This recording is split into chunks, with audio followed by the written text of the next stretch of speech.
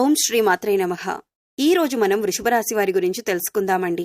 ఈ రాశి వారికి సమయంలో ఏం జరగబోతుంది, ఎటువంటి శుభవార్తలు మీరు వినబోతున్నారు, అదృష్టం అనేది కలిసి రాబోతుందా, ఆ వివరాలేంటో ఇప్పుడు ఈ వీడియోలో వివరంగా తెలుసుకుందాం. వీడియోని ఎక్కడా కూడా స్కిప్ చేయొద్దండి. చివరి వరకు చూస్తేనే అసలు మీకు ఎటువంటి అదృష్టం పట్టబోతుంది అని పూర్తిగా అర్థమవుతుంది. వీడియోలోకి వెళ్లే ముందు మా చిన్న రిక్వెస్ట్ ఏంటంటే, ఇంతకు ముందు మా ఛానల్ని మీరు సబ్స్క్రైబ్ చేసుకోకపోతే సబ్స్క్రైబ్ చేసుకోండి. అలాగే గంట సింబల్ని క్లిక్ చేయండి. అప్పుడు మీకు మా వీడియో నోటిఫికేషన్లో వస్తుంది.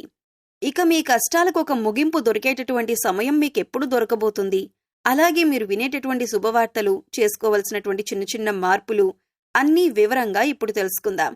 అలాగే కొన్ని పరిహారాలు తప్పకుండా పాటించి మీ జీవితాన్ని మరింత ఆనందమయం చేసుకోవాలని మనస్ఫూర్తిగా కోరుకుంటున్నానండి.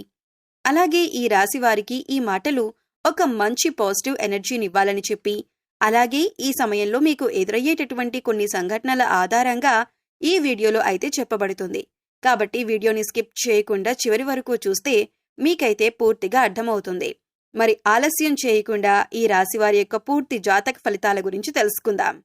ఈ రాశివారి జీవితం ఒక సుదీర్ఘ ప్రయాణం లాంటిది. ఇందులో పూలబాటల కన్నా ముళ్లదారులే ఎక్కువగా ఉంటాయి. చిన్నతనం నుంచే వీరికి జీవితంలోని కఠినమైన వాస్తవాలు పరిచయమవుతాయి. ఇతరుల పిల్లలు ఆడుతూ పాడుతూ గడిపితే వీరు మాత్రం ఏదో ఒక బాధ్యతను మోయటమో లేదా కుటుంబంలోని కష్టాలను దగ్గర్నుంచి చూడటమో జరుగుతుంది. ఒక రకమైనటువంటి పాజిటివ్ ఎనర్జీ అనేది మీ చుట్టూ ఏర్పడుతుంది. ఆ శక్తి అనేది మీ చుట్టూ ఉన్నంత వరకు, అంటే ఆంజనేయ స్వామి వారి యొక్క కృప అనేది మీ యందు ఉన్నంత వరకు ఏ నరఘోష కానీ నరదృష్టి కానీ మిమ్మల్ని తాకలేదు. అలాగే మీరు స్వామివారి యొక్క సింధూరాన్ని తప్పకుండా ముఖంపై ధరించండి. అలాగే ఈ విషయాన్ని తప్పకుండా మర్చిపోకండి.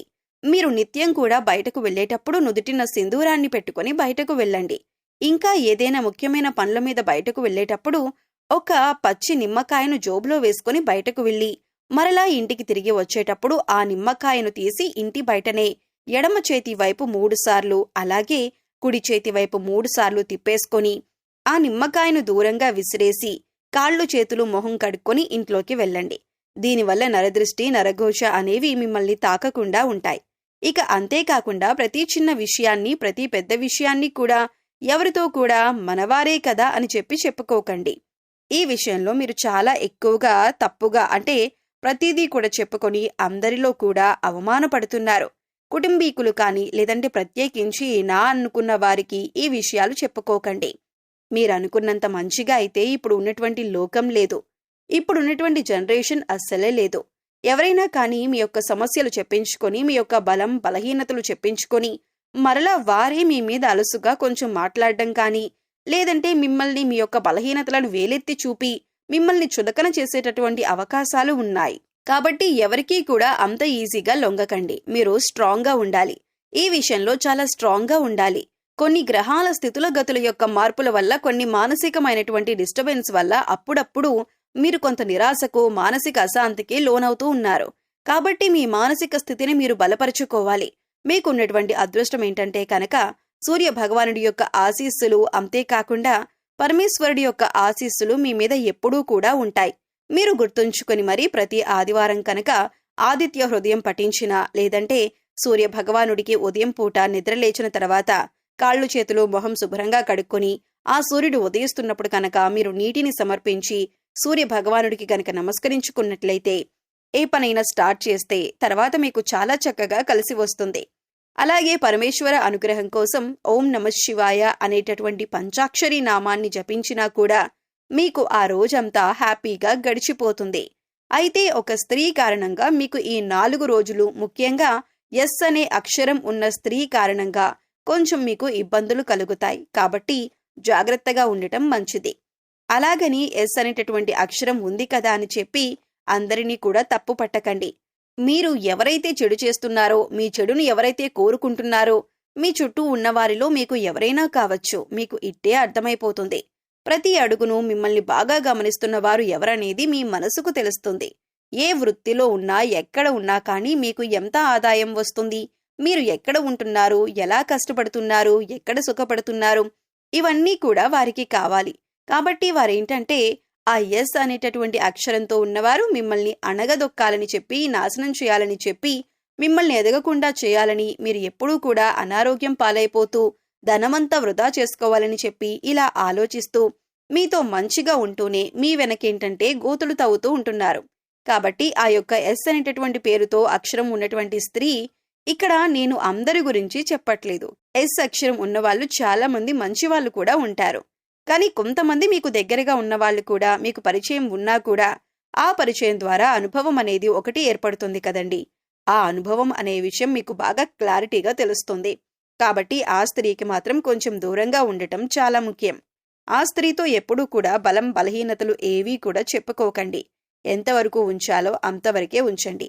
ఇక మొహమాటాలు అటువంటివి అనేవి కూడా పెట్టుకోకండి. ఎందుకంటే ఇప్పుడు మనం మొహమాటానికి పోయే రోజులు కాదు, మనల్ని మనం జాగ్రత్త పరుచుకునేటటువంటి రోజులు. ఇంట్లో ఎటువంటి ప్రాబ్లమ్స్ అనేవి ఎక్కడా కూడా కనిపించటం లేదు. కొన్ని చిన్న చిన్న గొడవలైతే జరుగుతాయి మీకు. అవి అందరిళ్లలో జరిగేవే. ఇక రియల్ ఎస్టేట్ వారికి, రాజకీయ రంగంలో ఉన్నవారికి, సినీ రంగ పరిశ్రమలో ఉన్నవారికి కూడా అద్భుతంగా ఉంటుంది. ఇక ప్రేమికుల పరంగా కూడా చాలా అనుకూలంగానే కనిపిస్తుంది. కొన్ని చిన్న చిన్న అవాంతరాలు ఎదురైనప్పటికీ కూడా మరలా తిరిగి సద్దుమణుగుతాయి. విద్యార్థులకు కూడా చాలా అనుకూలంగా ఉంటుంది. కాకపోతే విద్యార్థులు కొంచెం కష్టపడాలి. కష్టపడితేనే వీరికి ప్రతిఫలం అనేది దక్కుతుంది. ఇలా ఓవరాల్ గా ఈ రోజుల్లో మీకు చిన్న చిన్న ప్రయాణాలు అనేవి కూడా తగిలేటటువంటి అవకాశాలు ఉన్నాయి. ఎవరైతే సంతానం కోసం ఎదురు చూస్తున్నారో కొంచెం ఆలస్యమయ్యే అవకాశాలు కనిపిస్తున్నాయి. మీరు వాడుతున్నటువంటి మెడిసిన్ ఏదైతే ఉందో అది కంటిన్యూ చేసుకోండి. డాక్టర్ చెప్పినటువంటి సలహాలను పాటించండి. కాస్త కొంచెం అన్నింట్లో కూడా జాగ్రత్తలు పాటించవలసినటువంటి అవసరం ఉంది. ఆరోగ్యపరంగా దానివల్ల మీకు చాలా వరకు బెటర్ అనిపిస్తుందండి. తొందరగా ఫలితాలనేవి అంటే మీరు తెలుసుకుంటారు. అనారోగ్య సమస్యలు వస్తే వాటిని నెగ్లెక్ట్ చేయటం కంటే కూడా వెంటనే దానికి రియాక్ట్ అయిపోయి మనం దానికి తగినటువంటి చికిత్స తీసుకుంటే మీ హెల్త్ కూడా బాగుంటుంది. ఇక అలాగే మీకు వివాహ యోగాలు కూడా కనిపిస్తున్నాయి. అలాగే ఆర్థిక ఇబ్బందులను అధిగమించటానికి ప్రతి శుక్రవారం లక్ష్మీదేవికి ఎర్రని పువ్వులతో పూజ చేసి కనకదార స్తోత్రాన్ని పఠించండి. అలాగే పేదవారికి, ముఖ్యంగా మహిళలకు మీ శక్తి కొలది ఎర్రని వస్త్రాలను లేదా ఎర్రని పండ్లను దానం చేయటం వలన లక్ష్మీదేవి కటాక్షం మీకు లభించి ఆర్థిక పరిస్థితి మెరుగుపడుతుంది. అలాగే ఏదైనా ఊరి ప్రయాణం చేసేటప్పుడు నిమ్మకాయను జోబులో పెట్టుకుని వెళ్ళండి. ఇటువంటివన్నీ కూడా చేసుకుంటూ చిన్న చిన్న విషయాల్లో ఎక్కువగా ఆలోచించుకోకుండా గనుక ఉంటే ఈ రాశి వారికి అద్భుతంగా ఉంటుంది. మంచిగా కలిసి వస్తుంది. అలాగే మీరు అనుకున్నటువంటి పనులన్నీ కూడా సజావుగా మీరు చేసుకోగలుగుతారు. మీరు ఏ పని చేసినా కూడా భగవంతుణ్ణి నమ్ముకుని ముందుకు వెళ్ళండి. అంతా మంచే జరుగుతుంది. తప్పకుండా శుభవార్తలు వింటారు. మరి తెలుసుకున్నారు కదండి, వీరి జీవితంలో ఈ 4 రోజుల్లో ఎదుర్కోబోయేటటువంటి సానుకూల పరిణామాలు, అలాగే మీరు వినబోతున్నటువంటి శుభవార్తలు, మీరు చేసుకోవలసినటువంటి చిన్నపాటి శక్తివంతమైన పరిహారాలు, ఏ దేవతారాధన చేసుకోవాలి అనేటటువంటి ప్రతి ఒక్క పాయింట్ని కూడా ఈ రోజు ఈ వీడియోలో సవివరంగా చెప్పటం జరిగింది. ఈ సూచనలను, సలహాలను పాటించి మీ జీవితంలో ఉన్నత శిఖరాలను అధిరోహించాలని మనస్ఫూర్తిగా కోరుకుంటున్నాను. ఈ వీడియోని ఇంతటితో ముగిస్తున్నాను. మరొక మంచి వీడియోతో మళ్ళీ కలుద్దాం. అంతవరకు సెలవు. నమస్కారం.